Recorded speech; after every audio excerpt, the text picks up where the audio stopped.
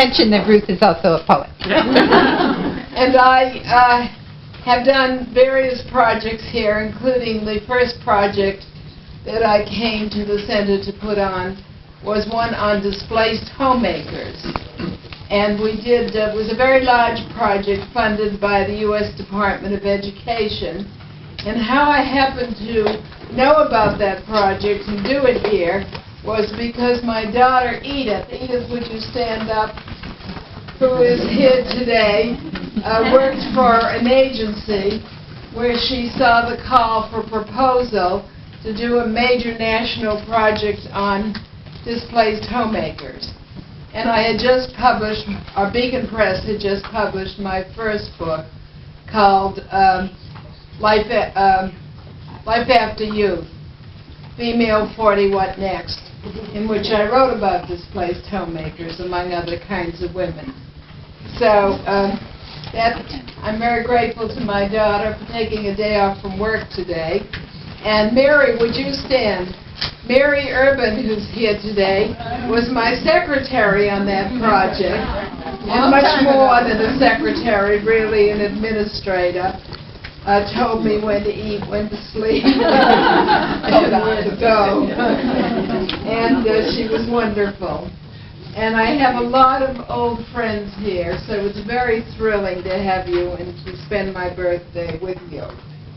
And I have loved my association with the center. Susan Bailey is my third director, and the best one. Here I am. On the bulletin board out there, you will see a poem I wrote for our retreat about the center and my feelings about it. Now, some of you are looking, as you came in, at my buttons. Spent the morning pinning them on. Every time I have to wash the shirt, it's a tragedy. And I'll just warm things up by reading them. I'm a good old thing. I'm a walking advertisement for aging. This one is I Speak for Peace. It's the only one not on aging. Aging to perfection. Have hope. Life begins at 40, superstition number 50. Can begin at any age. There are people in their 90s doing new things. This, I've got potential. We're always saying to little kids they have potential, but we elders have lots of potential, and you'll see an example of that soon from somebody in one of my classes that I'm currently teaching on creative writing, who wrote her first poem in her 70s, and it's a wonderful poem. This one says, I am acting my age, getting better with age. This is a heart pin. We have to take care of our hearts. It's from the National Heart Association. Better over the hill than under it. Who says I'm too old? I'm not over the hill, I'm on a roll. This my daughter gave me. It's a leaf pin, because I'm always saying you can turn over a new leaf, and you can turn it over at any age. This one says they're not hot flashes, they're power surges. Older is bolder. Aging successfully. Senior citizens do it with experience. I'm here to tell the story. I earned every gray hair.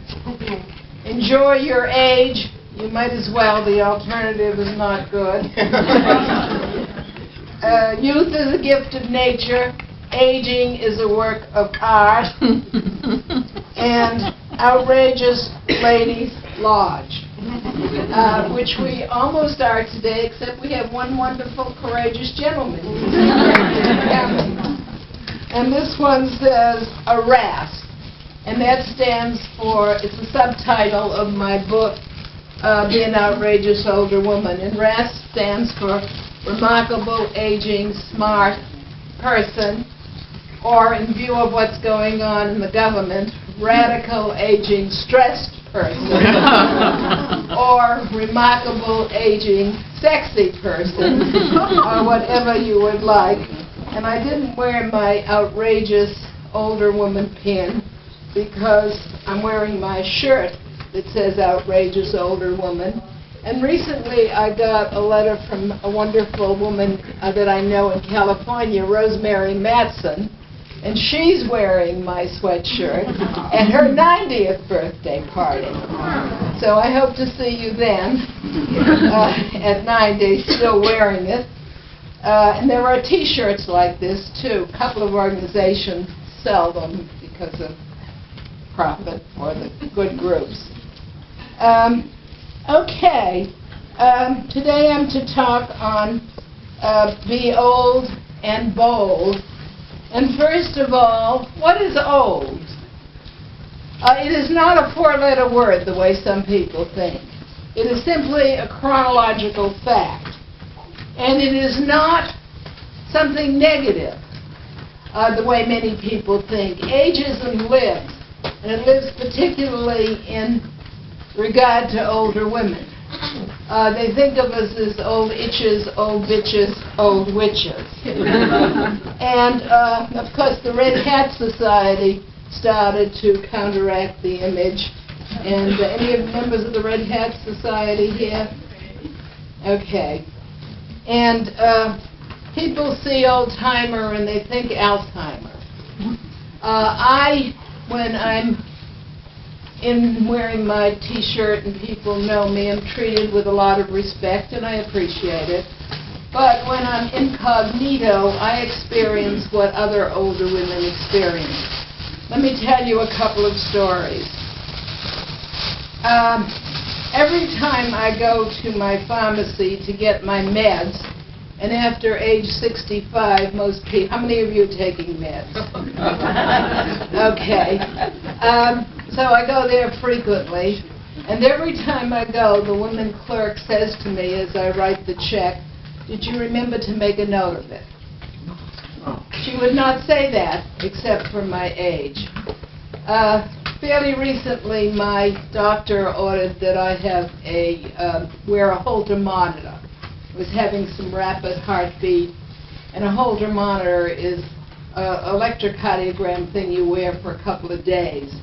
And it records, helps your doctor to make a good decision, hopefully, although there are an awful lot of medical errors. We have a mean, lean, and obscene medical care system, which is particularly hard on older people, and especially older women. There's a lot of prejudice. Well, anyway, she sends me to the Newton Wellesley Hospital to have a Holter monitor put on. And I get to the cardiology department, and the woman in charge says, "You're not having a Holter monitor, dearie. You're having a stress test." And I said, "No, I'm not having a stress test." And she said, of course looking at me and telling my age, "Honey, you forgot. It's a stress test." And I didn't want a stress test because if you're having episodes of rapid heartbeat and they put you on the treadmill, it's not a good experience. And so I was quite insistent, and she was quite seeing me as old and figuring I was wrong. And I finally said, "You call my doctor's office." And I had to be very insistent. And she called, and they told her indeed it was a Holter monitor, and somebody at the hospital had made a mistake. And so she said to me, "Honey, dearie, you'll have to come back. We'll reschedule you for a Holter monitor." And I said, whoever was going to do the stress test undoubtedly knows how to put on a Holter monitor. Go down the hall and ask. And she did. And a smiling woman came out and said, "Thank God, I hate doing stress tests." Much easier to put on a Holter monitor. And she did. The point of that story being that we are often treated as if we've lost our marbles when we're old. And I suggest you carry a few in your pocketbook to show that you haven't lost them. Ageism lives, and the worst thing about ageism living is it often lives within us. So that we, some of us, think less of ourselves because we are old. We internalize the ageism that's all around us. And when I do workshops and I ask people to give their ages, they often will not, I don't tell anybody my age, they'll say. That's the way it is. Let's see who has courage. I have some free buttons for the women who are the oldest in the room. How many of you are in your 60s? Okay, how many are younger than 60? Okay, how many are in your 70s? How many are in your 80s? Okay, anybody in the 90s? There she is. There she is. You see that she gets this button. Anybody else? The button says Outrageous Ladies Lodge. Is there anybody else in the 90s? Okay, the 80 ladies. Who has a high 80? 80 what? Anybody? Yell out what you are in your 80s. Pushing 80. 83. Anybody higher? 83. Okay, here's an 83. And here's one for the woman in the back. Okay? Now, I've given you my definition of old. It's not anything to be ashamed of. The alternative is not good. But let me give you a definition of bold, straight out of the dictionary, and it's on one of your handouts. It says page 2. And it's one handout is two-sided. And I'm very bold because I advertise my books on the handout, and they're here. And also I advertise the play I wrote about aging that women like to put on, casting it among themselves and then discussing it. And the centers here sell it. They've published it and they sell it. It's called Happy Birthday. And any of you seen this play? No. The first performance of it was in this room. Lenore, you saw it. Yes, I did. And anybody that wants to buy it, you with some friends or an organization, you just read it aloud from the script. It has 5 people in it, and it helps you. And it shows you an ageist woman who has internalized ageism, who's pissed off because her daughter gives her an 80th surprise birthday party, and she doesn't want her friends to know she's 80. Turns out they've been lying, too. Anyway, bold is courageous and daring, not hesitating to break the rules of propriety, forward and immodest, imagination beyond the usual limits of conventional thought and action, conspicuous to the eye, flashy, showy, which I certainly am. Besides the buttons, I'm wearing some purple bracelets I made. I'm always telling people to do something new, and I never have been a craftsperson. My interests have been more intellectual than artistic, but I joined a little group and I made some bracelets. I'm very proud of myself. And also at the Wellesley Senior Center, I went to visit a group of women who are making teddy bears for children who have no toys. Some in other countries, many in this country. And they cut out the patent, stuff the teddy bears, knit sweaters for them. And I have a column in the Senior Times. How many of you read the Senior Times? For shame. It comes out once a month. I've been writing it for 25 years. It's free. You can pick it up at senior centers and places like that. Anyway, I decided to do a story on the teddy bears and these wonderful women, mostly in their 80s, who make them and get such pleasure out of the fact that they're making them for children who don't have other toys. And you know what? I was so taken with them, I show up on Wednesdays and make teddy bears.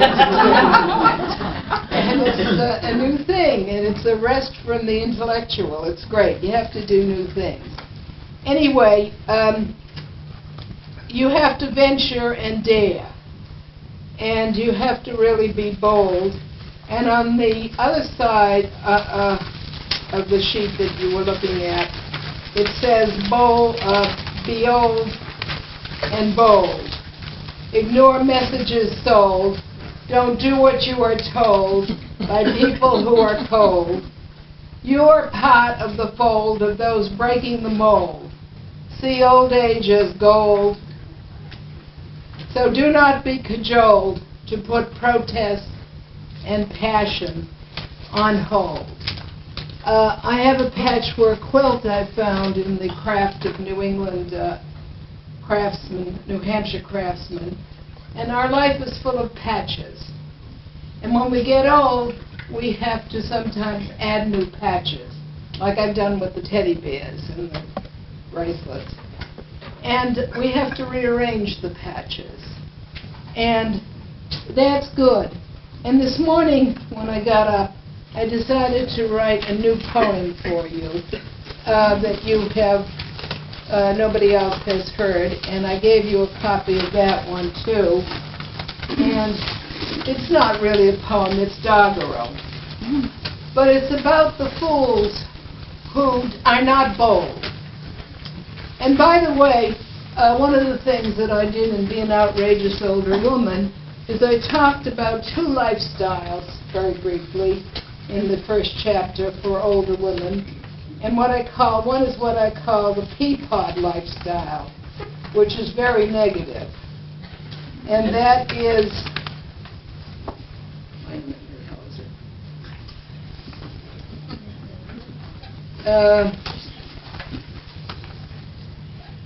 it? Peapod lifestyle. The negative P's are patriarchy. And you want the definitions, you'll have to read the book. Patterning, kind of this pink blanket syndrome that they throw over us, and we're taught as girls to conform and be self-sacrificing, restrained, passive and modest. Propriety, the expectation that women be dignified and accept narrow roles. Politeness, the demand that women never show anger, always smile and say thank you, even when they are ignored and insulted. Perfectionism, the requirement that women do everything right for everybody and be neat while they perform. This immobilizes some women who are thus afraid to try because they might be seen as imperfect. Inaction gets you nowhere.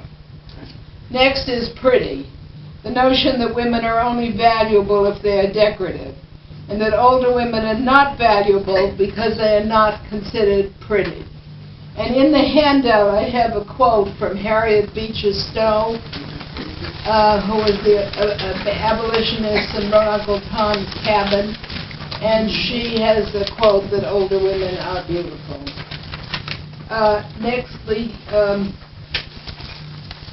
Next negative P is passivity, waiting on internal forces versus making one's own decision and taking action.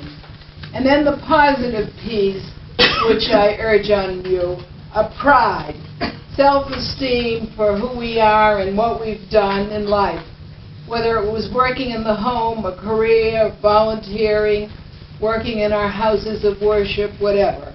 Pride in our gender and age is appropriate. Next, power. Older women are the largest category in the United States. With the aging of the baby boomers and our greater longevity than men, if we could get together, we might change some of the corruption and the militarism in this society. Next, possibilities. There are many possibilities for new roles as we age. If you turn mom upside down, it sells wow. Wonderful old women, wise old women, witty old women, wicked old women. And then positive P is also passion. We can continue to have sexual passion and passion for our causes. And then lastly, proactivity. We can take charge of our lives and take charge wherever we are. we are seasoned and have experience and knowledge. So those are the P's, and those are making us bold. The poem that I wrote this morning, I'm not going to take the time to read to you because you have a copy of it. But what it's about is it's about fools. Fools who are not bold and who don't like their aging. In the second stanza, if y'all got this, it says, the next fool is the crank who says aging stank. I was shocked because Lillian Rubin, who like me is a sociologist, has a new book on aging. It's something like 60 plus. And guess what the first 3 words in the book are? 2 words, first 2 words. Aging sucks. What a message to send out. And of course the rest of the book is an embroidery. And she's written some marvelous other books. And I was so disappointed to see the ageism. So anyway, here's a poem for you to read if you want to. Now, I'm teaching now in 2 lifetime learning courses, one at Regis College, kind of down the street, the next town, and one at Brandeis. And my people in them are writing absolutely marvelous things. And one of them, several of them are here today, people from those classes. But one of them in particular, where are you sitting, Marion? Marion Wiseman had never written a poem in her life. And for my class in creative writing, she wrote her very first poem, and it is about being bold. You can be bold in many ways. And I asked if we could share the poem, and I wanted her to read it, but she prefers that I read it to you, and I've got the mic. So I'm going to read it to you. But would you stand so they can see you?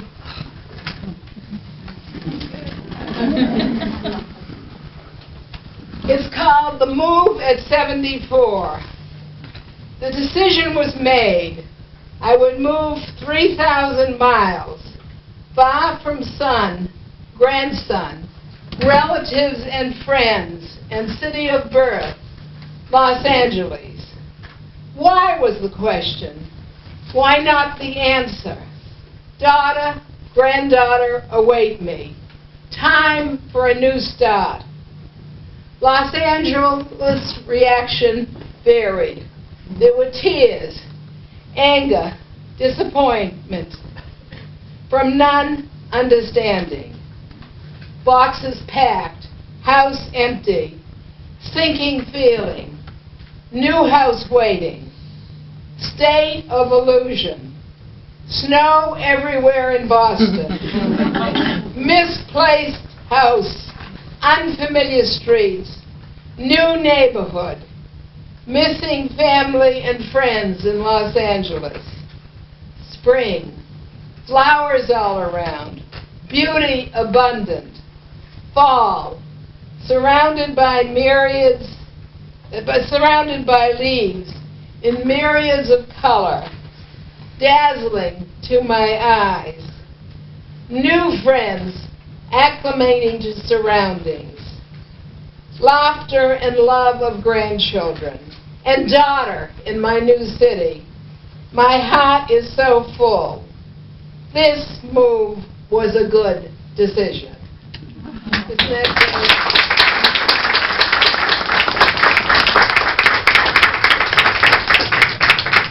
She was bold. And it's worked out. Yes, it's been great. It's been great. And then she wrote a second poem for the next class. And that was a poem about her dog, her golden dog who made the trip from Los Angeles with her and got adjusted to the new house and the new squirrels and is her companion. And how they each, of course, love each other. And she's well on her way as a writer. And I have many people in my classes who are doing that. They're just doing new and creative things. You all know who Maggie Kuhn was? She was the start of the Great Panthers, which is an aging activism group. And here is a picture of her. And I led workshops with Maggie. She was a good friend. And my favorite, I've got a lot of birthday cards, and I expect some more when I get home today. And the favorite one I got is a picture of Maggie, and it says, "Stand before the people you fear and speak your mind, even if your voice shakes." And that's what Maggie said. And another card, while I'm showing you cards, that I got that I love is from my friend Renee Fine, who took my class at Brandeis in creative writing. And she made a card. She's bold enough not to try to impress me by spending $3 for a home and she gets a nice piece of paper and folds it over. And then on her computer, "The best things in life aren't things." And the next page says, "There are people like you, Ruth. Happy birthday to someone I hold dear." So we can be bold in little things and big things. I was delighted to get the Metro West newspaper. By the way, there's a slick copy, Metro West magazine. Have any of you seen it? It gets delivered free to people's houses because it has a lot of ads in it.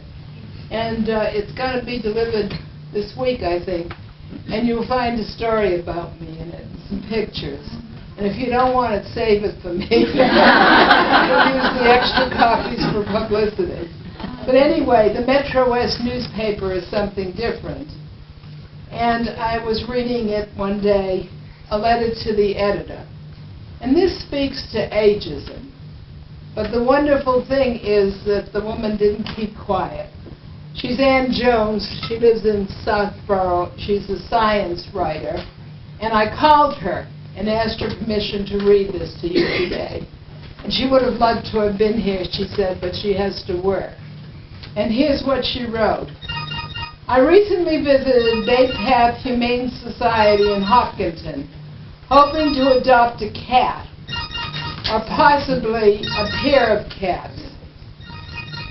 For various reasons, I was more interested in adult cats than kittens. Nevertheless, like most of pet lovers, I adore kittens and asked to be shown the kittens that were available. As I was looking at a particularly lively pair, a volunteer noticed my interest and began talking to me. All went well until she asked me what would happen to the kittens if I were to die. She pointed out that cats can live to be 15 or 20 years old. And she implied that someone my age, where is it? Yeah. Anyway, she implied that somebody my age shouldn't adopt kittens. She told me that before people of my age can adopt kittens, this woman's only 62, the Bay Path Humane Society requires us to document the fact that someone we know is prepared to take ownership of the cats in the event of our death. I was taken aback. Granted, at age 62, I'm no spring chicken, but still I work full-time. And apart from arthritis, I'm in good health. I am fully capable of taking care of cats, and I hope to continue to be so for many years. I told the volunteer that I thought her question was offensive, and I left the shelter. And she goes on to say that she got some kittens someplace else.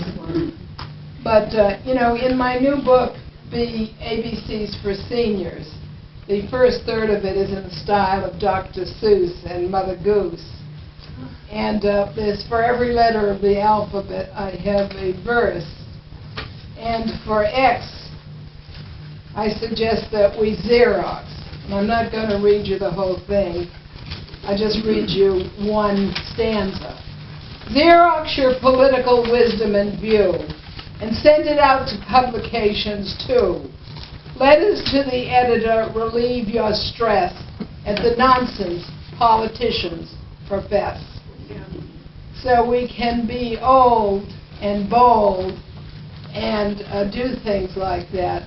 One of the people in my class at Brandeis, Brenda Sloan, is working as a volunteer for Hillary, who, as you know, is a graduate of Wellesley College and was here a couple of weeks ago. And she just wrote some wonderful verses about volunteering for Hillary. And we're getting her to send it to the New York Times op-ed page and so on. While I'm holding this in my hand, I want to read you something about the medical profession because, as I said earlier, it's a tough time, particularly in Massachusetts, oddly enough. I'm one of the founders of the Older Women's League. OWL. Any owls here? Thank you. And I went to their meeting recently, and we got some alarming statistics about health care in the United States. And I have a handout, and if you want to hear them later, you can. Anyway, for Q, I wrote question.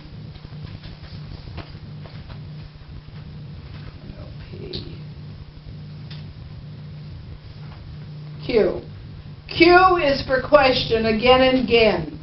Whenever professional women and men are giving you aging medical advice, because frankly, some are not nice about giving enough thought and time, seeing too many folks in an hour, and exercising too much power. It is your mind, body, and life, and you don't need the strife of a doctor who doesn't care or acts if you're not there. I am saying, watch out, beware. Ageism infects professionals as well. If it does, give them restrained hell. Let them think you are worthy indeed, that you think, that you read, you bleed. Take a list of the meds you already take, so a doctor will not make a mistake of giving you something that will combine to give your organs a really bad time. If you have side effects from a med, don't think it's just in your head. Call the doctor and ask for a review. This could be life-saving for you. If your doctor is a terrible pain and you've tried again and again to get better service, check out a better one. Get rid of the lout. Did any of you hear Groupman on WBUR last night? Yeah, on mistakes that doctors make and that they don't give enough time. Yeah, he also writes for the New Yorker. As older people, especially women, we are supposed to be in the negative pea pod that I read to you earlier and not show our anger. And in this book I have R is for rage, common at any age. When people hurt us or events make us fuss. Holding rage in is a serious sin. Inward turned mad means you are sad.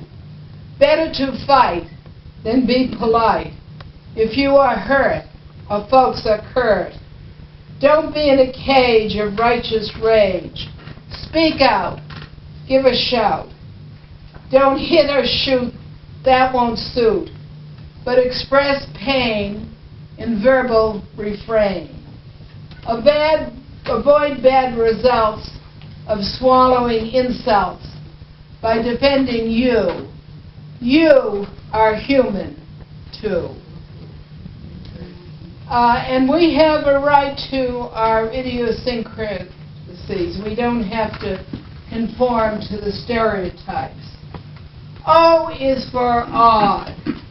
Get out of the pea pod of proper and prim. Stretch every limb. be eccentrically you, one of the few who doesn't conform, who is newborn in later years, to lead peers courageously, outrageously, model new roles, not rigid poles. What can they do to punish you if you renew, wear every hue? Get wild clothes, wiggle your toes in comfy shoes, do what you choose. Skew quiet patterns, wear silks and satins, skip well-bred, wild hat on head. Try new things, wear flashy rings, be one of the few to take a new cue. Don't be lazy, be a little crazy. What's at stake is staying awake. I was very pleased that the latest issue of Ms. Magazine had a letter from a state legislature in New Hampshire, whose name is Claudia Chase. And she wrote a very short letter called Cutting Edge. Edith, would you come and read this? My voice is kind of getting a little tired. This is my daughter Edith, as you know. Cutting Edge. Cutting edge. As I approach the age of 52, I've been thinking a lot about aging, looks, my body, and how that all relates to my life, my work, the world. It's a difficult issue at best. I just read the article Extreme Makeover, Feminist Edition, by Jennifer Cogner-Black, summer 2007. That cosmetic surgery or procedures are considered a choice is ironic at best. They are not a choice so much as a mandate. Why can I just not go gently into the world of old age? The article answers that question. Having your body sliced into to rearrange or lift or make larger or younger, that isn't a choice. That's fear tactics. We will never be satisfied with ourselves if we allow the beauty industry to convince us that we must achieve their ideal of perfection, because we will certainly never arrive. And that, in fact, is the point. State Rep. Claudia Chase, Hillsborough, Francistown, New Hampshire. Democrat. Thanks, Edith. I want to say something about health, because it is such a mean, lean, and obscene health care system. As older women, and many of you in this room are in your 80s, 70s, you need to realize that sometimes you have to have an advocate. On Tuesday, I had an appointment with my cardiologist at the Brigham Hospital, and I had thought about asking my daughter to go with me. In fact, mentioned it, and she said she would be glad to go. And I said, it isn't necessary. It isn't necessary. I'm competent. I can go. I can drive. I can understand. And in the middle of the night, Monday night, I woke as if from my subconscious. I know I sound Freudian, but anyway, I said, Edith, help me. And I realized that Edith was right in wanting to go to the doctor with me. And I woke her up, well, I didn't worry her up, but I got her early before she went off to work, and I said, can you take a sick day? Fortunately, she has a very important job working, getting people on disability, and she has an opportunity for sick days for parents. And so she came and took me, and it was so helpful, because for one reason, we got a flat tire on the way in and went back. And I would have really panicked, and we were barely made the appointment, and she was able to handle the whole thing. And she took notes for me, and there was something I needed to know that I didn't remember. And in fact, this morning I asked you what the name was of the physician's assistant, because I wanted to call her. and you had taken notes and remembered. So we have to learn to ask for help as we age. We have to be bold about that and realize that when we're old and with a bad medical care system, if we're lucky enough to have a child who can be an advocate, we should use. If not, we should seek around for an advocate. Now, it's a custom here to stop the person who's talking at 1:15 so that there will be time for questions and discussion. And it's now 1:15, and although I could go on, right, Edith, I could go on talking forever. I would love to have people in the audience talk about things they have done that are bold. The older women. By the way, my friend Lenore, who's sitting here in front, is very bold and wonderful, and she gave me today the most gorgeous pin. She's bold enough in her old age to become a jeweler, and she's making wonderful jewelry, and I have a little description of it, and today she gave me a great pin. And she had a different career through life. So there are many ways to be old and bold, and I'd like some of you to share with this group ways that you are bold already, now that you're old, or things you would like to do that are bold. Also, if you have other comments or questions, glad to hear them. So, who wants to speak? Don't be shy, be bold. This guy, by the way, is from the local cable station. The Wellesley Channel. The Wellesley Channel. So, you do have to know that if you speak out, you'll be on TV. Okay, when you stand, when you talk, yeah. Standing up, that's part of the aging process. I'm not in my 80s, I hope to get there. But recently I did something that for me is bold. I had a 45th high school reunion, and I went. And I went to Chico's and bought a snug black pantsuit with a plunging V-neckline. Then I went to a different store and bought, are you ready? Forgive the gentleman who's here, a Wonder Bra. And then I wore the outfit. I have orthopedic issues, so I have to wear flat shoes, and I thought, well, at least the rest of it will be sexy. And when I went to this Saturday night dinner, there were two women friends who had known me since high school, hadn't seen me in a long time. They looked at my outfit, they looked at each other, and then one of them said, "We remember you from high school. Turtleneck." What happened? I said, if I don't do this now, when am I going to do it?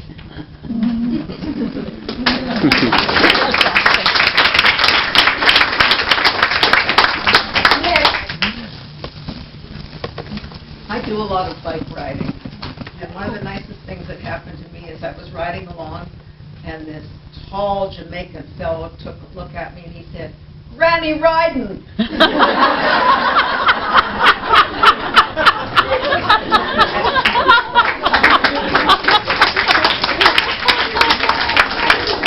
Next.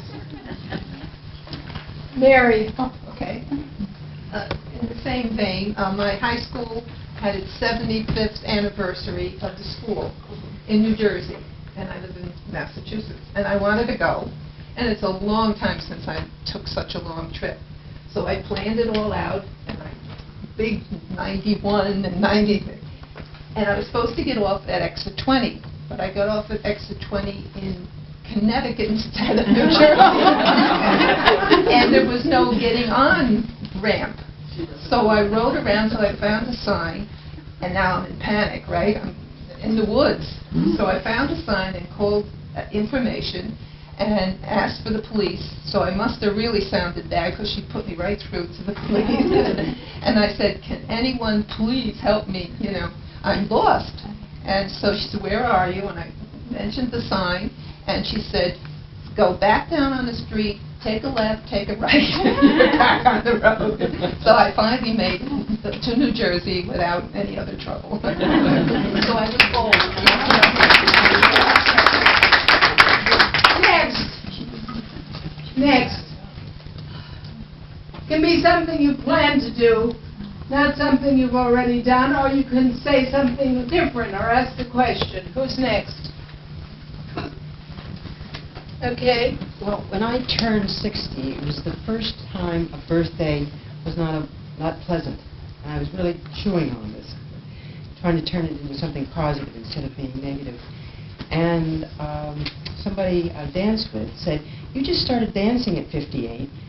Look, you're an inspiration to the others." And I thought, I'll be an inspiration until expiration.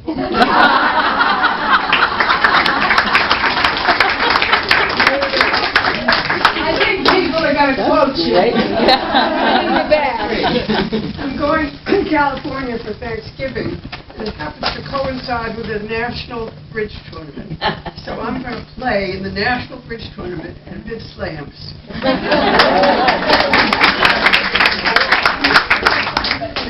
Next. Questions, comments on anything? Right there. I've just turned 90, and I want to say something about how I feel about getting older. I would say since I've been at least 70, I have never felt more content in my whole life, and it's been a very good life, as I have been since I've been older. I have felt a peace that I never experienced before. I demand less of myself and, in a way, more of myself. But the more important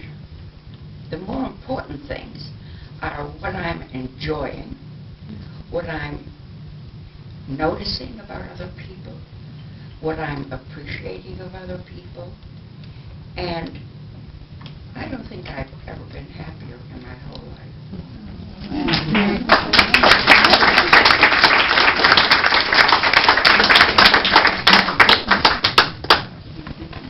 Next. Questions, comments, confessions, prayers? Advertisements? Some older women have gone into new businesses. One woman in Westport, Connecticut, who was a retired school teacher, needed money, needed something to do, and there are more dogs in Westport than people, I think. And when people go away, they don't like to leave their dogs in a kennel because the dogs cry. And anyway, so she started to walk dogs and also to feed cats when people were away. A lot of money in Westport, a lot of people go on trips. And she built up such a big business, she had to hire some more people to do it with her. Yeah, there are lots of things that we can do as we age. And, yes. So not only did I make a move there at 74, but I decided to start a business. And it coincides with something I've been doing for a few years. It's quilting, but I'm making special weighted quilts for children who have problems with ADD or disabilities or whatever it is. The weight of the blanket seems to soothe them. So, but I'm only doing it on a word of mouth advertisement. But it's pretty bold to start a business at 76. You want to give them your phone number? No. Anybody else? Can I say that we are the luckiest people in the world, because there are many people in the United States, for example, who can read Ruth's books, and that's a wonderful thing. But we get to see her, we get to touch her, we get to listen to her, we get to laugh with her, we get to go to lunch with her, we get to have everything that's wonderful about her. My favorite Ruth story is that she loves to swim. If you've read her books, you know she loves to swim. And I said to her, "Ruth, how can you swim when you're traveling all the time? You know, you're not always near the ocean or the lake." She said, "Well, Carol, here's the story. When you take an old lady with a flowered moo-moo who has thrown a beach towel around her neck She can get into almost any classy hotel. She can walk right through the lobby and out to the pool. And I said, well, Ruth, have you ever really... She said, I do it all the time. I said, well, has it ever been a problem? Because, you know, I'd like to do that too. I'd try it. If you can do it, I can do it. And so she said, I only had one problem. I went to the Boca Raton. Now, Boca Raton is the Wellesley of Florida, okay? It is the classiest place, the most expensive, okay? So she said I was in Boca Raton, and I went to the Boca Raton Resort and Tennis Club. And I walked right through, and I enjoyed the pool, and everything was wonderful, and I had stayed there for 2 weeks because I had a conference and so on, and Not it was at the great. Boca Raton. No, but you went in. A cheap motel. Right, but you went in every day for 2 weeks. And she said, I made one mistake, Carol, and I said, what was that, Ruth? She said, I wrote about it in my next book. And so she said, the next year I went back to the conference, I stayed in the cheap motel, I walked in and they threw me out. But on behalf of everyone here and all the people who've ever read Ruth's books, I'm going to give her a group kiss.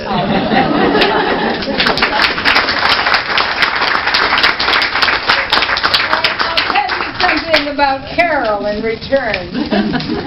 Every summer at the Wellesley Senior to be the oldest woman in your family is to be a matriarch who has wise advice, important family stories to tell, mementos of ancestors and events, a nurturer to several generations. It is to be worthy of being cherished by descendants. To be the oldest woman at a meeting means you have made a good choice by coming to share your vast experience. You lived through and report history. Younger people need to know. But you are also open to new learning. To be the oldest woman at your worship service means that you may inspire others, model how to live a long and good life, minister to people of all ages, pray for the needy and confused, and for world understanding and peace. Now I am 83. You have a poem I wrote today for you at 83. But my friend Helen Hicks called me up. She couldn't come today. But she asked me to read to you the poem I had written at age 81, because some of you are afraid of the 80s, who are in the 60s or 70s. At 81, there is a ton of fun. Discounts save you money. People call you honey. If retirement's your fate, you can sleep late. You may speak your mind, and people will be kind. You can forget house chores and spend time out of doors. With luck sometime, you go to the head of lines. I do that on board. You can write a memoir going back very far. Forgetting, you can choose, because people now excuse. Folks will offer rides and provide treats besides. In bad weather, neighbors telephone to see if you are still okay alone.